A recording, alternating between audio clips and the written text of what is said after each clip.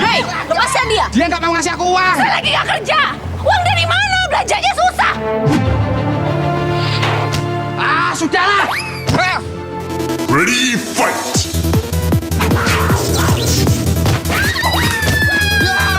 Tunggu dulu. Masa lo nggak tahu? Dengan satu klik, semua masalah akan beres. Masa lo nggak tahu? Di Antv Klik ada klik kerja, klik duit, dan klik store. Gampangin aja. Masa lo nggak tahu? Mana sih Mama? Ma? Nyari siapa, Mas? Gue yang tanya, lu siapa? Ngapain lu di rumah gua? Ini rumah istri gua. Gua? Rumah lo. Ini rumah gua. Apa lu bilang? Ini rumah lo. Ini tuh rumah gua. Dan gua tuh masih sah suaminya dia. Lu nggak dengar kemarin? Istri gua itu udah ngusir lo. Jadi sekarang rumah ini milik gua. Apa lu bilang? Rumah ini milik lu. Ajar lu ya. Saya mau Mbah bikin dia sakit dan jangan kasih dia kebahagiaan sama sekali, Mbah. Kalau perlu sakit-sakitan terus, Mbah, supaya dia butuh saya. Dan jika kamu memberikan balasan, maka balaslah dengan balasan yang sama dengan siksaan yang ditimpakan kepadamu. Akan tetapi jika kamu bersabar, sesungguhnya itulah yang lebih baik bagi orang-orang yang sabar. Quran Surat An-Nahl ayat 126.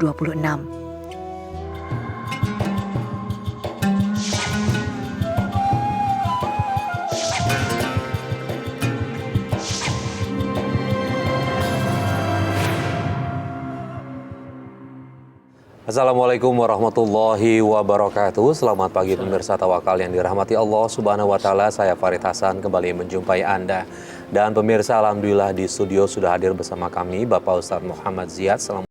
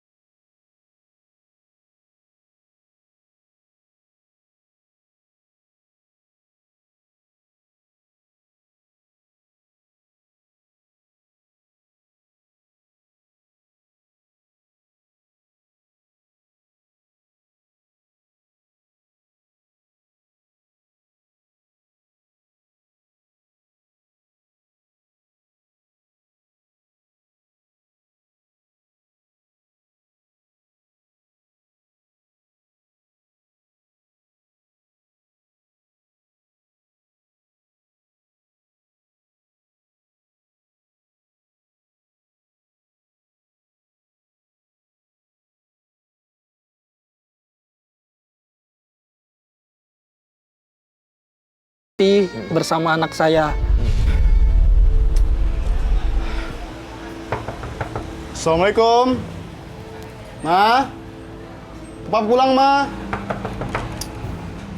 Mana sih Mama? Ma. Nyari siapa, Mas? Gue yang tanya. Lu siapa? Ngapain lu di rumah gua? Ini rumah istri gua. Apa lu bilang?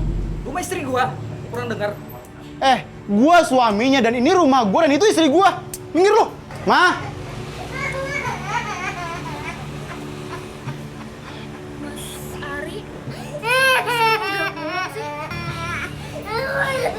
Ya, kontrak kerja aku udah selesai. Ma, jawab pertanyaan aku. Dia siapa?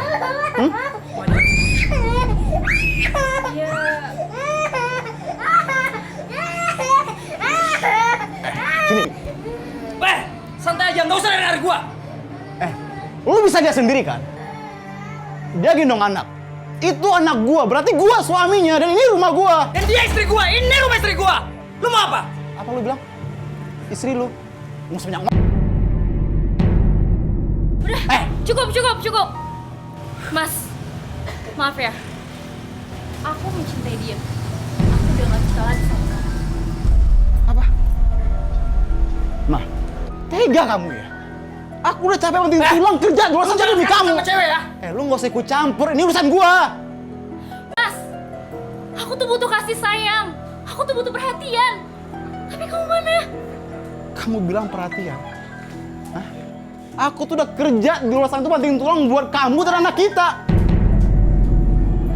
Cukup, Mas. Sekarang kamu pergi dari sini karena rumah ini masih atas nama aku. Pergi dari sini. Cepet, pergi, Mas. Lu udah dengar kan? Jadi sekarang lu pergi. Gak usah teriak lu.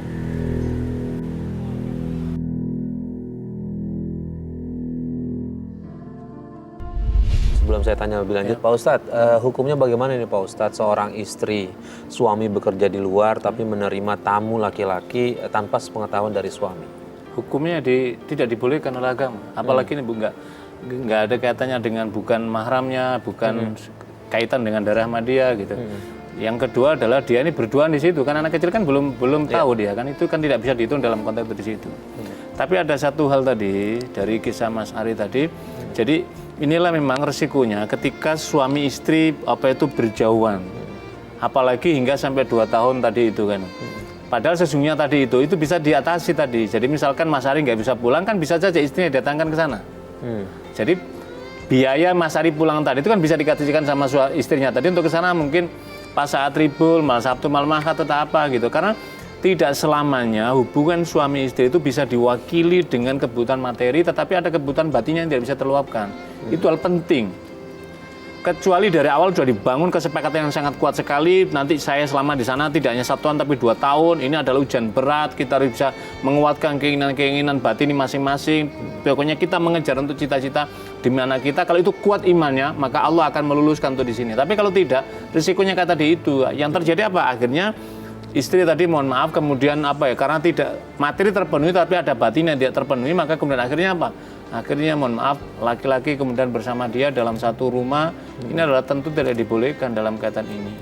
Ada kisah menarik pada zaman Rasul SAW ketika seorang sahabat ini bernama Mutia. Sahabat perempuan ini kemudian suaminya ini pergi bekerja di luar. Kemudian ternyata Nabi SAW itu menyebut nama Mutia di hadapan Fatimah, bahwa Mutia itu adalah jenis tipologi wanita yang dirindukan oleh surga. Fatimah sebagai putri Rasulullah merasa iri, loh kok yang disebut Mutia bukan saya, putri Rasulullah. Maka kemudian Fatimah ingin tahu apa sesungguhnya rahasia di balik kebaikan daripada Mutia. Singkat cerita, Fatimah ini datanglah bersama Hasan putranya beliau itu, dibawa ke sana mengetuk pintu, assalamualaikum, ingin silaturahim saja. Tapi kisah tadi kaitannya dengan konteks ini kemana? Apa yang terjadi? Siapa itu? Ini Fatimah putri Rasulullah. Dengan siapa Fatimah? Saya bersama anak saya Hasan, kata dia. Kemudian mohon maaf Fatimah, saya diperintahkan oleh suami saya ketika suami saya pergi, saya tidak diizinkan menerima tamu laki-laki. Apa jawab Fatimah?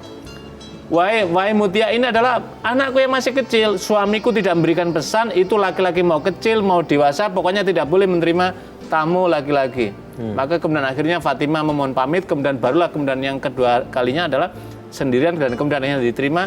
Saya tidak Anda menceritakan apa yang terjadi di situ, tapi kisah yang tadi saja. Jadi kisah tadi saja itu sudah menunjukkan bahwa tidak serta-merta dengan mudah seorang wanita yang ditinggal suaminya pergi kemudian menerima tamu sembarangan, apalagi mohon maaf tadi kan ketika membuka pintu kemudian barulah dia menerima, berarti kan kuncinya tertutup. Iya. Maka tentu tidak dibolehkan. Yang kedua, hadis Nabi SAW menjelaskan begini, la yakhluwanna rajulu bi imra'atin illa ma'adhi mahramin. Tidak dibolehkan seorang laki-laki dan perempuan berduaan tanpa didampingi oleh mahramnya. Ini kan berarti tidak ada pihak keluarga daripada Mas Ari atau keluarga dari sana, maka tentu ini adalah masuk dalam kategori perbuatan penyimpangan yang sangat dicela oleh agama. Ya, lalu Mas Ari, kemudian siapa laki-laki itu sebenarnya?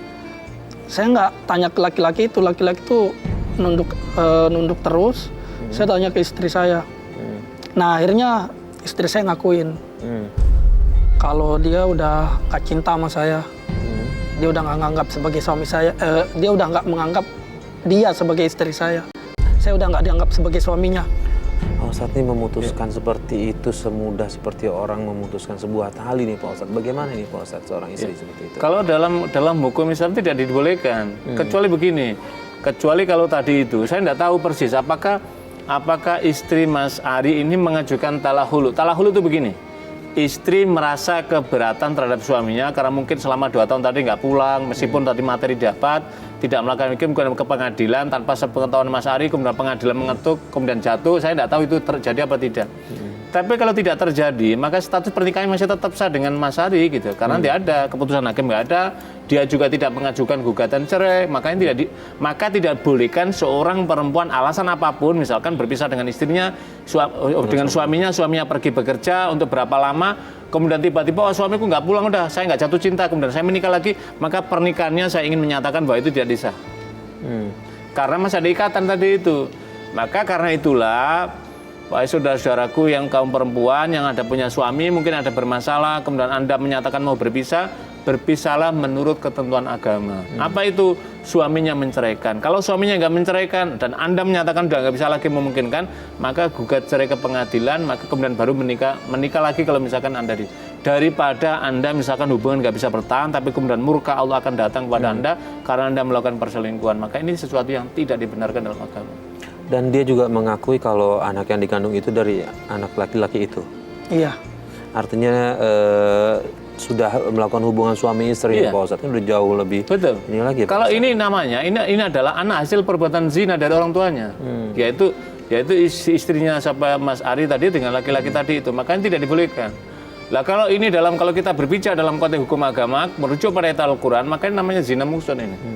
Zina muhsan itu hubungannya berat sekali, yaitu seorang perempuan yang sudah menikah kemudian berzina dengan laki-laki lain, maka derajatnya ini dirazam kalau dalam agama. Ini berat sekali. Dan yang kedua adalah ini saya kemudian menjadi kasihan apa? Kemudian status anak tadi itu yang berbahaya. Ini kan masih dalam kaitan di sini. Karena itu para pemirsa yang dirahmati Allah Subhanahu Wa Taala, jangan sekali-kali melawan hukum Allah, maka berarti Anda mengundang murka Allah, dan ketika Anda mengundang murka Allah, berarti Anda sudah melakukan konfrontasi dengan Allah, maka berhati-hatilah kita hidup di bumi Allah Subhanahu Wa Taala. Ya. Nah Mas Ari kemudian responnya seperti apa setelah istri mengaku kalau laki-laki itu adalah yang telah menghamilinya gitu? Saya udah nggak bisa berbuat apa-apa Mas. Setelah itu ya dia udah ngusir saya dari situ. Dia karena rumah itu sertifikatnya atas nama dia, istri saya udah mempercayakan ke dia gitu. Dan bahkan ketika saya juga mau bawa anak saya udah nggak dibolehin sama dia. Kenapa alasannya nggak dibolehin? Kenapa? Dia udah mendoktrin anak saya itu untuk mengakui laki-laki itu sebagai ayahnya. Maksud sudah melakukan zina seperti itu, kemudian dia menghasut anaknya untuk tidak mencintai ayahnya nih Pak Ustaz. Ya ini tentu tidak dibolehkan. Karena itu kita harus berhati-hati. Ada kesalahan hal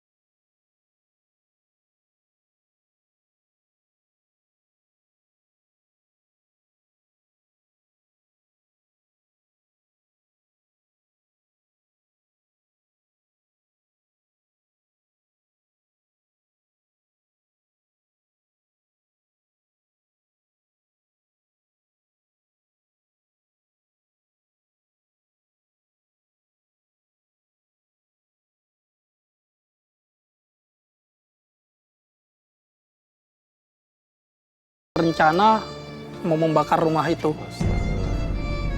Tapi niat saya mau membakar itu saya urungkan karena saya khawatir ada warga yang tahu. Akhirnya ketika itu saya lihat ada laki-laki itu keluar lagi dari rumah. Saya urungkan dengan mengganti rencana saya untuk kebetulan saya bawa pisau kecil, pisau lipat. Saya datang, saya sempat mau melukai laki-laki itu. Dan pada saat mau melukai itu, saya lihat istri saya dan anak saya, dia teriak. Istri saya teriak manggil saya, "Mas, jangan," dia bilang gitu.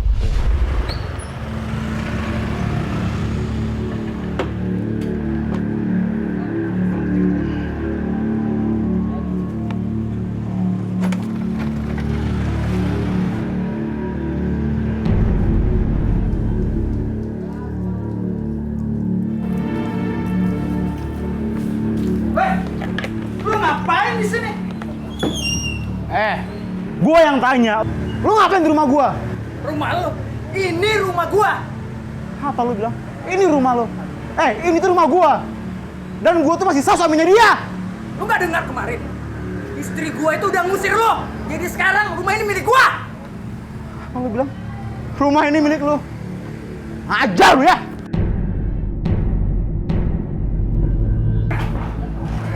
Apa lu? Berani lu sama gua, ha? Mas Ari, stop! Kamu ngapain, Mas? Ini pisau buat apa lagi? Kamu diam. Gak usah ikut campur.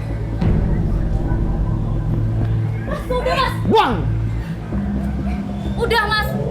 Ingat ya, sebentar lagi kamu yang bakalan mati. Gila ya? Au. Tolong! Tolong! Ah, tolong! Lu diam. Diam lu.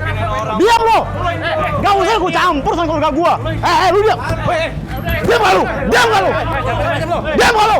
Diam gak? Lu mau gua bunuh? Mau gua bunuh lu semua? Pas lu. Makanya lu diam.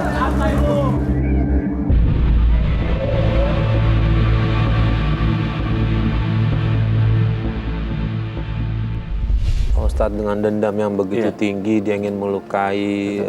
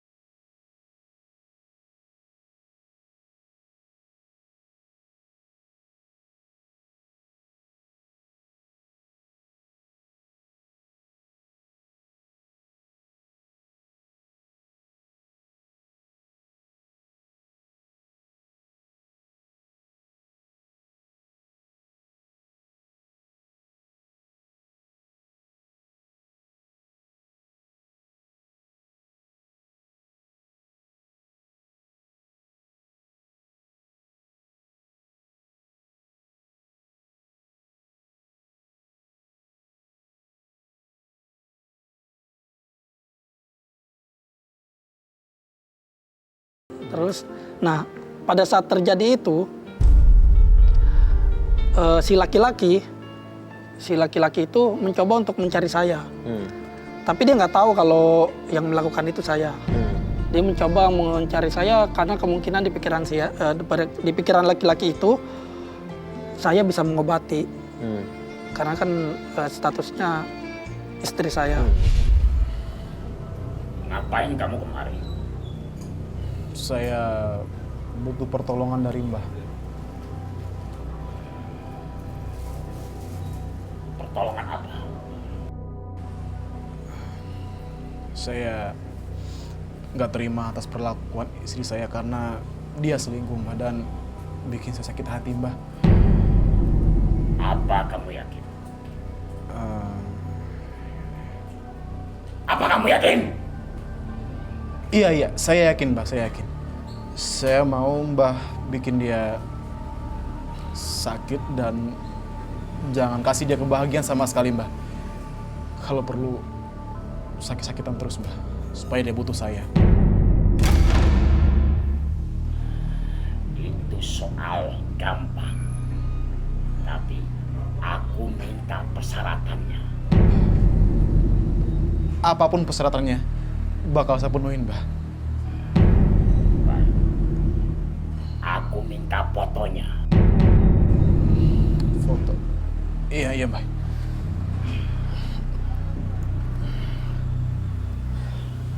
Ini, Mbah.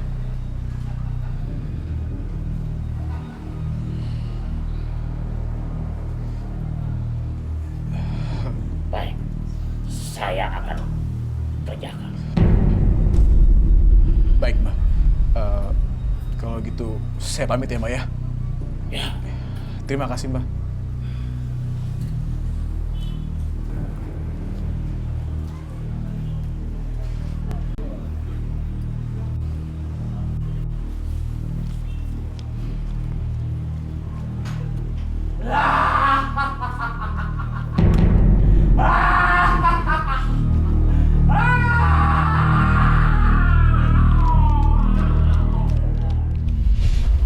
Mungkin begini Mas Ari. Iya.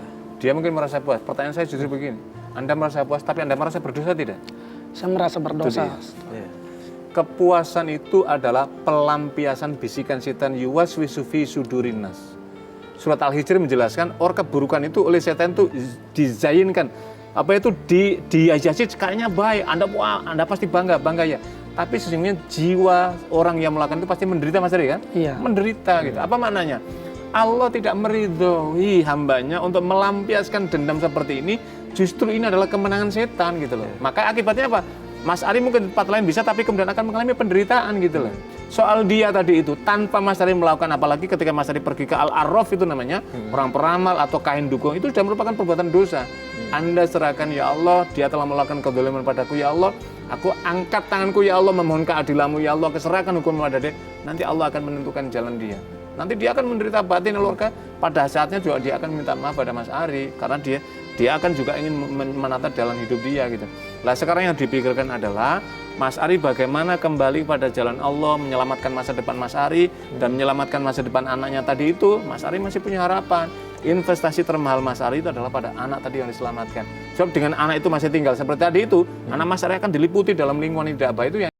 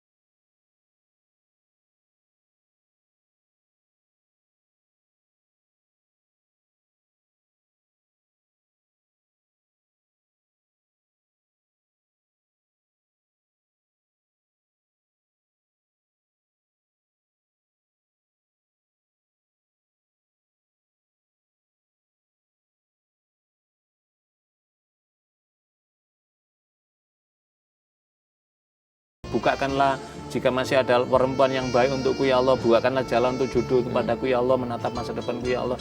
Ya Allah, aku masih punya anak ya Allah, sekarang masih berada dalam himpitan perbuatan dolim dia ya Allah. Tariklah ya Allah dia kembali kepadaku ya Allah, aku ingin membimbing anakku, inilah menjadi amal jangka panjang untuk anak-anakku. Ini yang Mas Ari yang harus dilakukan. Nah ini Ustadz yang mau saya tanyakan. Saya belum, posisinya belum secara resmi, iya hanya sekedar kata-kata aja saya ngomong kalau saya mau menceraikannya. Ya udah. Resmi. Iya, kalau secara agama diatur dia, tetapi secara negara harus disahkan.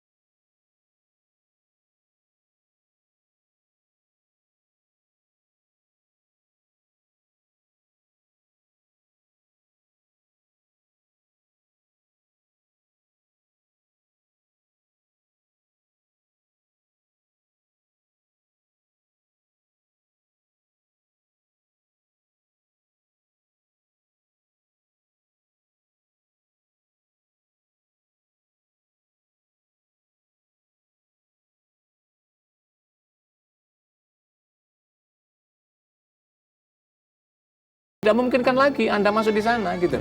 Sudah tidak bisa lagi, kecuali dia menyesal setelah sadar, Mas Ari, saya membuka lembaran baru, saya ingin kembali. Itu baru persoalan lain. Itu masih bisa didandanin, diperbaiki untuk menata bersama anaknya. Tapi ini kan tidak bisa. Yang sekarang adalah harus diselamatkan anaknya tadi itu. Jadi Mas Ari mengambil keputusan ke pengadilan supaya mengukuhkan tadi itu. Karena faktanya itu sebenarnya sudah berpisah. Tinggal fakta hukumnya saja, yuridisnya saja. Jadi diputuskan, setelah itu kemudian nanti di pengadilan akan menyampaikan. Misalkan Mas Ari begini, melihat anak suasananya begini, istri melakukan begini, maka saya ingin mengambil pengasuhan anak kepada saya. Nanti hakim akan berikan keputusan, mempertimbangkan karena perbuatan daripada ibunya, maka nanti anak bisa saja diberikan hak pengasuhannya kepada Mas Ari. Ikut dalam Mas Ari. Ketika seperti itu berarti utuh pada Mas Ari gitu loh. Tapi suatu saat kalau dia ingin, jangan diputus juga. Itu bagaimanapun adalah ibunya dari anak. Jadi ada mantan suami, ada mantan istri, tapi tidak ada mantan istri. Ada sekarang mantan Mas anak, Ari ya. harus ditata lah ke depannya. Nah Pak Ustadz, terakhir Pak Ustadz, kalau misalnya tadi kan Mas Ari harus menyelesaikan urusan statusnya nih, harus jelas. Setelah itu Pak Ustadz, apa yang Mas Ari lakukan untuk dia tetap istiqomah, biar tetap dia bisa ketemu sama anaknya, dan mudah-mudahan juga istrinya bisa terbuka memberikan izin untuk bertemu dengan anaknya, apa yang harus Mas Ari lakukan? Kalau misalkan nanti Mas Ari ke pengadilan, terus menyampaikan fakta-fakta dari penyimpangan tadi Mas Ari harus menunjukkan adanya saksi. Ketika dia mati, nanti pengadilan akan berikan pertimbangan. Oh, karena pertimbangan ibunya begini, perbuatannya begini, maka anak diizinkan untuk menjaga mentalnya, perbuatan baiknya, anak diberikan pengasuhannya kepada Mas Ari. Kan ada banyak kasus dalam kehidupan masyarakat kita ada seperti itu. Setelah itu apa? Ya Mas Ari menatalah hidupnya dengan baru. Tawakal kepada Allah, berserah pada Allah. Mudah-mudahan Allah masih menemukan jalan yang terbaik dalam kehidupan Mas Ari bersama anaknya Mas Ari. Amin, amin ya Rabbal Alamin. Baik Pak Ustadz, terima kasih atas semua, Sama-sama, terima kasih atas Mas Farid. semua masukannya. Mas Ari, apa yang tadi disampaikan Pak Ustadz, kalau menurut saya tidak ada salahnya untuk dijalankan. Karena kan Mas Ari ingin merubah kehidupan Mas Ari, ingin bisa lebih dekat sama anak. Yang paling penting kalau menurut saya sih juga saya setuju, coba bereskan dulu mengenai status pernikahan Mas Ari itu. Baik, terima kasih Pak Ustadz. Sama-sama.